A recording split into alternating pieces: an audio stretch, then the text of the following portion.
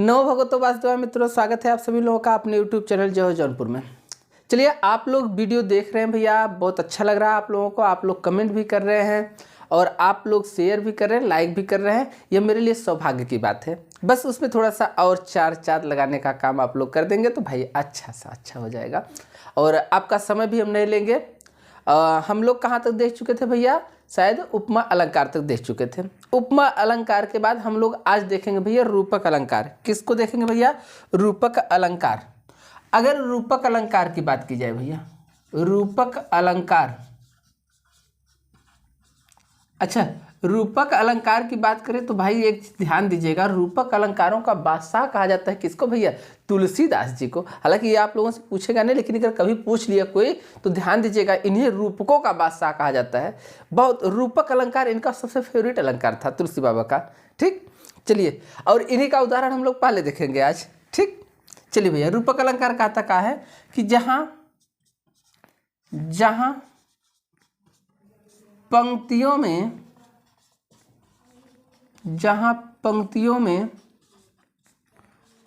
उपमेय को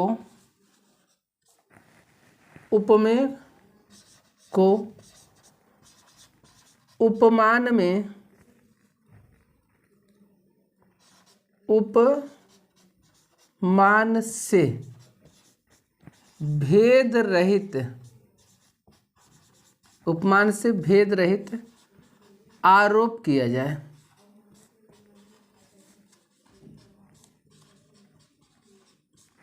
जहां उपमेय को उपमान से भेद रहित आरोप किया जाए भैया, वहां क्या होता है? तो वहां उपमा अलंकार होता है। वहां उपमा अलंकार होता है। क्या होता है भैया? उपमा अलंकार होता है। अच्छा, अब एक चीज आप ध्यान दीजिएगा भैया, उपमेय को उपमान से भेद रहित आरोपित करने का मतलब क्या है? उपमेय क्या होता है, उपमान क्या होता है?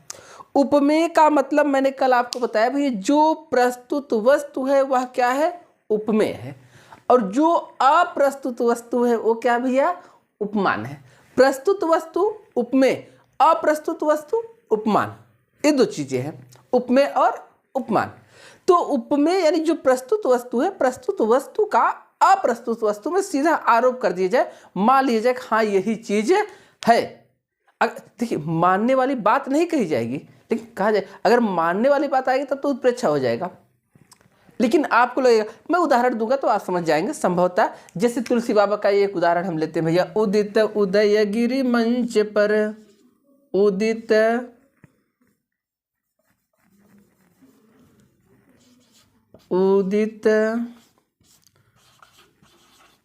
उदयगिरि मंच पर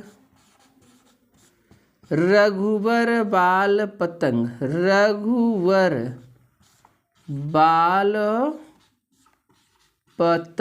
उदित उदयगिरि मंच पर रघुवर बाल पतंग, बिहसे संत सरोज सब, हर्षे लोचन भृंग। कहते बिहसे संत सरोज सब। बिह से माने आनंदित होना भैया, बिह से संत सरोज सब। एक चीज ध्यान दें, बहुत महत्वपूर्ण पंक्ति भी भैया, इसको पूछा जा सकता है। बिह से संत सरोज सब, हर्षे लोचन भृंग, हर्षे लोचन भृंग। कहते उदित उदयगिरि मंच पर, उदयाचल पर्वत रूपी मंच पर, उदित उदयगिरि मंच पर उदयाचल पर्वत रूपी मंच। ध्यान दीजिएगा, जो उदयगिरि पर्वत है भैया, उदयगिरि पर्वत है, उदयगिरि पर्वत है, इसी को क्या कह दिया भैया? सीता स्वयंवर के समय जो मंच बना हुआ। ध्यान दीजिएगा, सीता स्वयंवर के समय जो मंच बनाया गया था भैया, इतना अच्छा लग रहा था और इतना उसको सजाया गया था, लगा इनको देख के लगा अब वहां पर जब राम आते हैं तो उसकी शोभा और बढ़ जाती है। भाई राम आने वाले ना, अभी वहां के लोग तो जान नहीं रहे थे, लेकिन भाई ईश्वर है तो प्रतिभा अद्भुत तो होगी ना।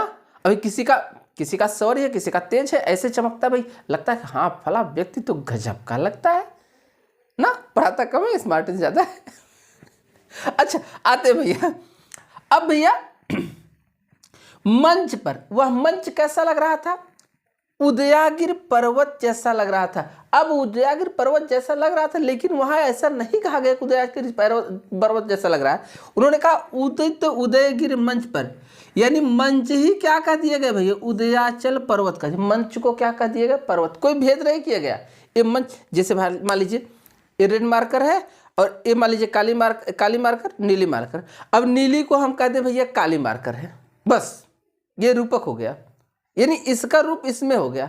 मैंने ये नहीं कहा काली जैसी है, काली के समान है, काली काली मान लो काली है, मान लो काली है, ऐसा भी मैंने कहा यही काली है।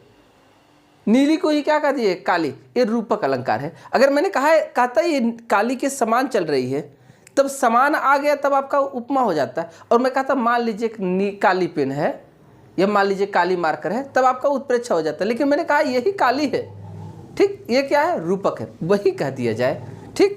तो ऐसे पे क्या होता है भैया? आपका रूपक अलंकार। अच्छा, रघुबर बाल पतंग, उगते हुए सूर्य रूपी भगवान राम। पतंग माने होता है सूर्य। अब बाल पतंग मतलब भगवान राम के बारे में कहा गया। भगवान राम बचपन के थे भैया, ठीक। अभी मैं आपको जब साहित्य लेकर आऊंगा तब बताऊंगा भैया, जब शादी हुई थी भैया तो राम और सीता कितने वर्ष के थे, कितने दिन सीता लंका में थी, सब चीजें मैं आपको बताऊंगा, ठीक।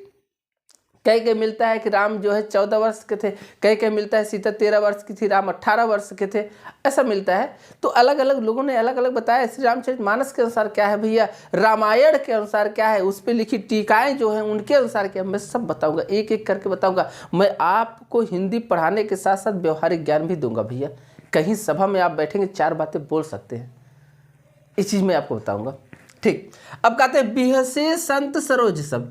अब अच्छा, संत को क्या कह दिया भैया? सरोज माने कमल और संत माने आप जानते हैं। कहते हैं बिहसे संत सरोज सब, संत रूपी कमल, यानी संतों को क्या कह दिया गया भैया? कमल कह दिया गया। ये नहीं कहा गया कमल के समान संत, संत ही क्या है? कमल है भैया। हर से लोचन भृंग, लोचन माने आंख भैया, और आंख, भृंग माने भंवरा या भ्रमर, यानी भ्रमर रूपी आंखें। आंखों को क्या कहती है भैया? भ्रमर। अब इसका सार समझ लीजिए भैया। जैसे जब भारत में सबसे पहले सूर्य कहाँ उदय होता भैया? उदयाचल पर्वत पर। और सबसे बाद में अंत कहाँ होता भैया? कच्छ की खाड़ी में। गुजरात में भैया 2 उदयाचल पर्वत या उत्तराखंड क्या बोलते हैं उसको, अरुणाचल प्रदेश। अरुणाचल प्रदेश में जब सूर्य निकलता है उसके 2 घंटा बाद दिखाई देता है कहाँ भैया? आपके गुजरात में 2 घंटे का अंतर होता है, सोच लीजिए। तो वही चीज कह रहे हैं भैया। तब अब कहते हैं हर से लोचन भ्रमर रूपी आंखें क्या होती हैं? हंसने लगती हैं। अच्छा, ये थोड़ा सा दोहा था, लंबा था, तो न समझ में आया होगा आपको। दूसरा उदाहरण देख लेते हैं भैया। अगर दूसरे उदाहरण की बात करें, जैसे कहते हैं चरण कमल बंदो हरि राय, चरण कमल बंदो हरि राय। अब देखिए चरण कमल ध्यान दीजिएगा भैया, एक चीज और आप ध्यान दीजिएगा। उपमा रूपक अलंकार में उपमेय और उपमान एक साथ आते हैं। उदित उदयगिरि मंच, देखिए उपमेय उपमान एक साथ। रघुबर बाल पतंग उपमेय उपमान एक साथ। लोचन भृंग उपमेय उपमान एक साथ। संत सरोज उपमेय उपमान एक साथ।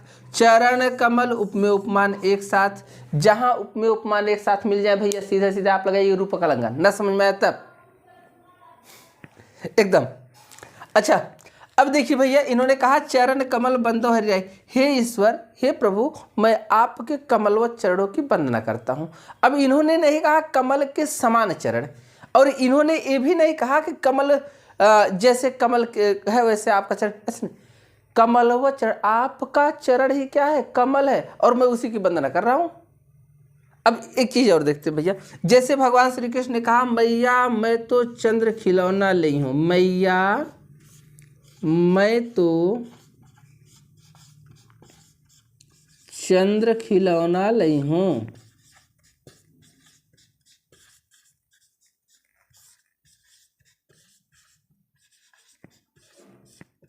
मैया मैं तो चंद्र खिलौना लाई हूँ। अब भगवान श्री कृष्ण ने ये नहीं कहा कि मुझे चंद्रमा के समान खिलौना चाहिए, मुझे चंद्रमा जैसा खिलौना चाहिए, मुझे चांद ही खिलौना चाहिए, ये उन्होंने कह दिया।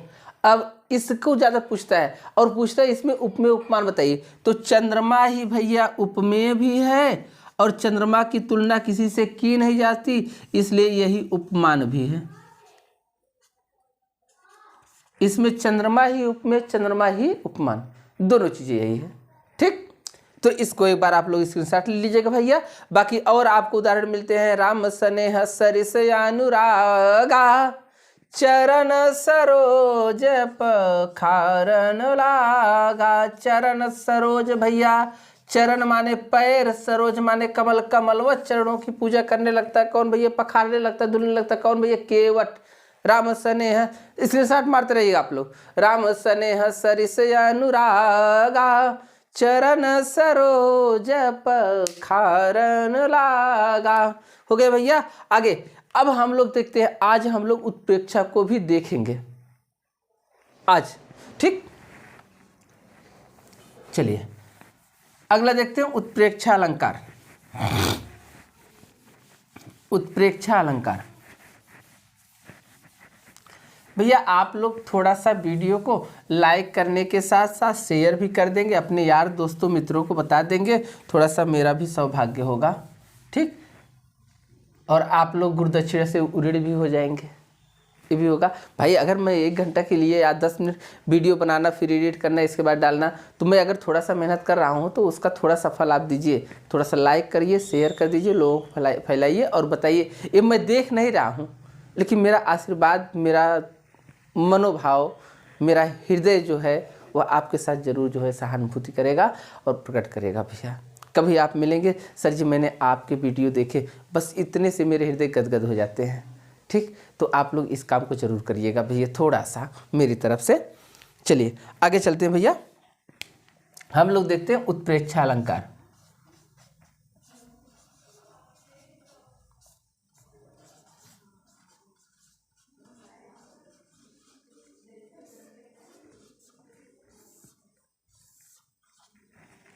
उत्प्रेक्षा अलंकार, अच्छा दिख रहा है कि नहीं? दिख तो रहा भैया। अच्छा, उत्प्रेक्षा अलंकार की बात करें भैया तो ध्यान दीजिएगा, जहां उपमेय में, उपमेय की संभावना उपमान में प्रकट की जाती है, जहां उपमेय की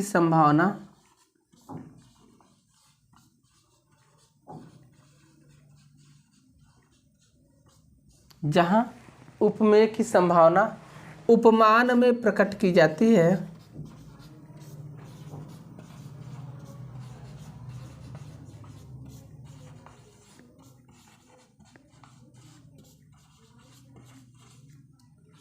वहाँ उत्प्रेक्षा अलंकार होता है।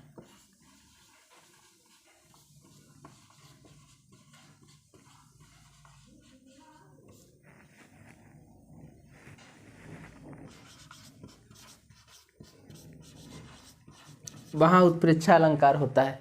अच्छा, एक चीज आप जानते हैं भैया, उत्प्रेक्षा अलंकार बड़ा सरल है, इसमें इसके पहचान स्वरूप कुछ शब्द मिलते ही मिलते हैं। अब वो शब्द मिलते कौन कौन है भैया, तो ध्यान दीजिएगा, वो शब्द होते हैं आपके मनु मानो मनो, मनु मानो मनो, मनु मानो मनो, जनु जानो जनो,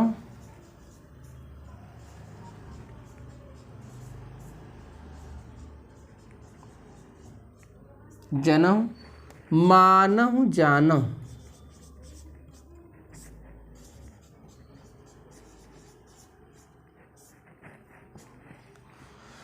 मनु मानो जनो, जन मनु मानो मनो, जनु जानो जनो, मानो जानो, ये चीज़ें आपको मिलती हैं। ये आपको मिलेंगे ही मिलेंगे। जैसे भैया अगर हम उदाहरण देखें तो देखिए, सोहत ओढ़े पीतपत, सोहत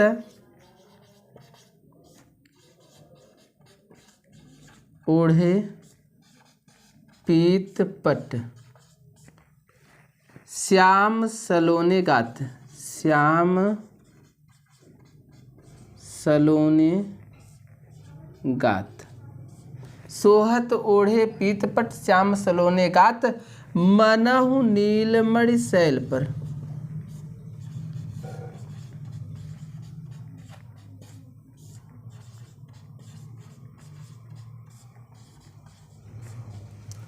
आतप पर्यो प्रभात,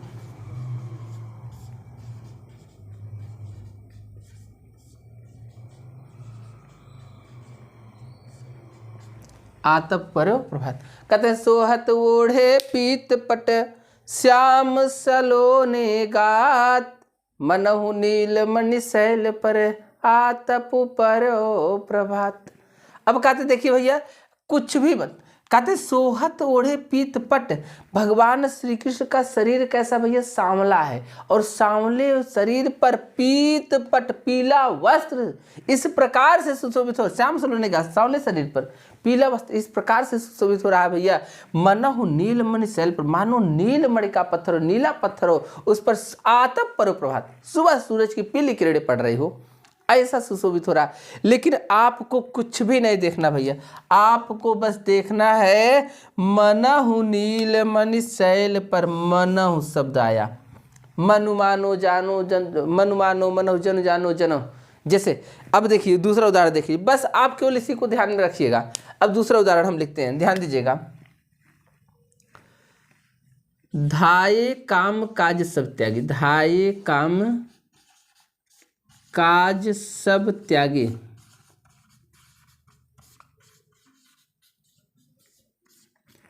मनहु रंक निधि लूटन लागे, मनहु रंक निधि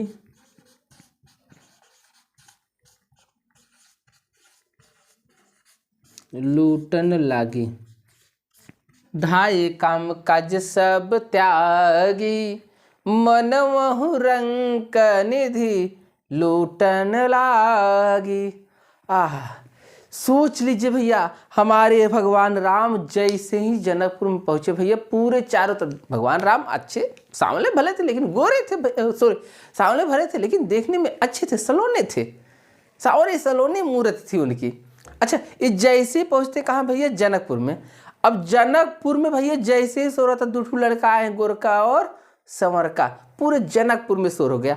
अब जब जनकपुर में शोर हो गया ना भैया, तो जनकपुर में शोर होता है तो जैसे ही शोर होता है वैसे सब लोग इनको देखने के लिए दौड़ते हैं। अब वहां पर तुलसी बाबा ने चौपाई लिख दिया भैया कि धाये काम काज सब त्यागी, मनहु रंक निधि लूटन लागी।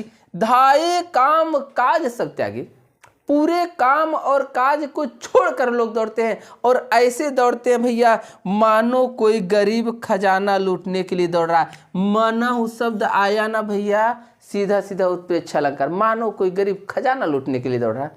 और इतने नहीं कि जा कर रही भावना जैसी, प्रभु मूरत देखी तीन तैसी। जिसकी जैसी भावना थी भैया, वह प्रभु के रूप का दर्शन उसी रूप में करता है।